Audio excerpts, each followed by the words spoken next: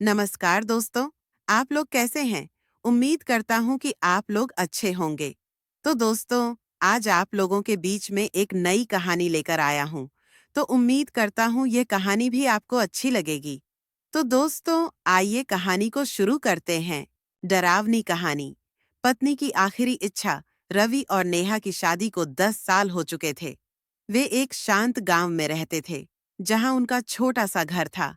दोनों एक दूसरे से बहुत प्यार करते थे, लेकिन नेहा की तबीयत अक्सर खराब रहती थी। कई डॉक्टरों को दिखाने के बावजूद उसकी बीमारी का कोई हल नहीं निकल पाया। धीरे धीरे उसकी हालत बिगड़ती गई और एक दिन वह इस दुनिया को छोड़कर चली गई। रवि बहुत दुखी था।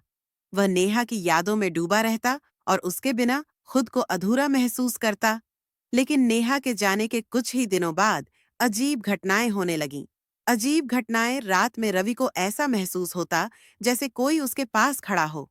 कभी कभी उसे घर में नेहा की आवाज सुनाई देती। वह सोचता कि यह सिर्फ उसका भ्रम है। लेकिन एक दिन कुछ ऐसा हुआ जिसने उसे झकझोर कर रख दिया। एक रात रवि सो रहा था कि अचानक उसकी नींद खुल गई। उसे लगा कि कोई उसे पुकार रहा है।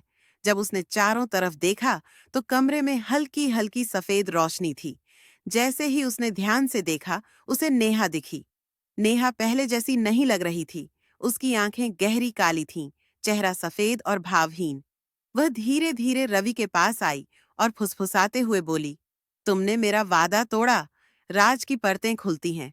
रवि डर के मारे कांप उठा। उसे याद आया कि नेहा ने मरने से पहले उससे एक वादा लिया था, मेरी आखिरी इच्छा पूरी करना। मेरी आत्मा को शांति चाहिए। लेकिन रवि बहुत दुखी था और उसने नेहा की इच्छा को नजरअंदाज कर दिया था।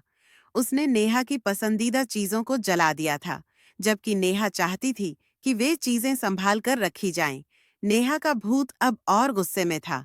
वह रवि की तरफ बढ़ी और कमरे की दीवारों पर खून से लिखने लगी, मेरा वादा पूरा करो। डर का अंत। रवि घबराकर उठ बैठा और रोते हुए नेहा से माफी मांगी। अगले ही दिन उसने नेहा की इच्छानुसार उसकी सारी चीजों को एक मंदिर में रखवा दिया और उसकी आत्मा की शांति के लिए पूजा करवाई। तो दोस्तों, ये कहानी आपको कैसी लगी? आप कमेंट में बताएं। अगर आप हमारे YouTube चैनल पर पहली बार है, तो हमारे चैनल को सब्सक्राइब कर लें और वीडियो को एक लाइक कर दें। तो दोस्तों, फिर मिलते हैं एक नई कहानी के साथ। तब तक के लिए नमस्कार, जय हिंद।